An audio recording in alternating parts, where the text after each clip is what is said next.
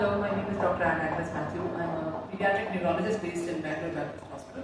This is Mr. Shaktivel, who is the father of little 5.5 months old baby Chatvika, who suffers from a rare disease called a spinal muscular atrophy, which causes her to become weaker, unable to swallow or breathe.